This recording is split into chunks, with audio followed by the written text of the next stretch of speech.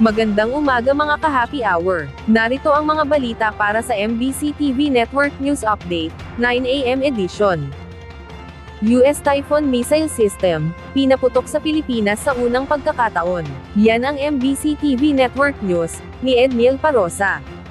Sa unang pagkakataon mula ng dalhin ng armas noong 2024, pinaputok sa Pilipinas ang Typhoon Medium Range Capability o MRC missile system ng Amerika. Kinumpirma ni Balikatan 2026 spokesperson Colonel Dennis Hernandez na ginamit ito bilang bahagi ng wargame sa Tacloban City, Leyte, alas 12:12 ng hating gabi nitong Martes, Mayo 5.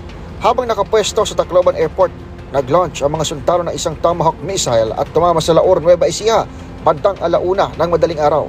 Ito ang parehong uri ng Tomahawk na ipinambala ng US sa unang serye ng mga missile attack nito sa Iran.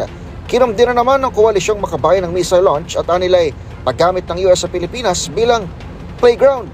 Bukod kasi sa civilian na paliparan ng Tacloban Airport, sakahan naman daw ang paligid ng Laur at maaaring nakabulabog umano sa mga residente. Pero sabi ni Hernandez, sakop ng Fort Magsaysay ang nasapul na impact area, may 630 kilometers mula sa Tacloban at wala namang tinamang struktura. Samantala, bumelta naman si Defense Secretary Gibo Teodoro sa mga umaalma sa pagpapaputok ng Tomahawk missile. I do not really see the maturity for them to advocate such. If they do not realize the purpose, then they are either mouthpieces of something else or allies of people whose interests are contrary to our Philippine security interests. Pinagyang din ng kalihim na bahagi ang pagkasanay ng deterrence o tangkang pagsupil sa mga banta sa exclusive economic zone ng bansa. Para sa MBC TV Network News, ako si Edniel Parosa, DZRH. Una sa Pilipinas, una sa Pilipino.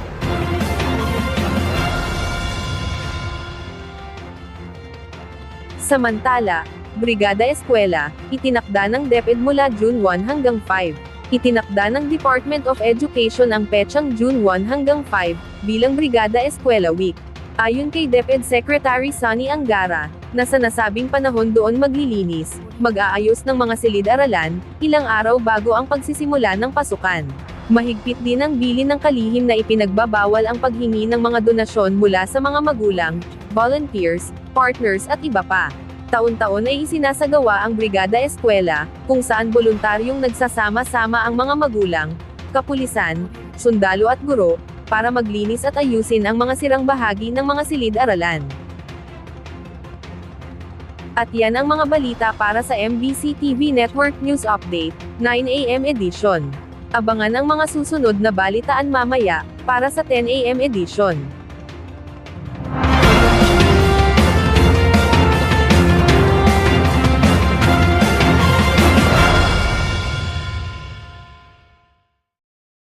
Mga ka-happy hour, kung gusto mong manood ang mga balita sa MBC TV Network News Update, mag-subscribe sa aming YouTube channel, i-like ang aming Facebook page, at i-follow sa aming TikTok account.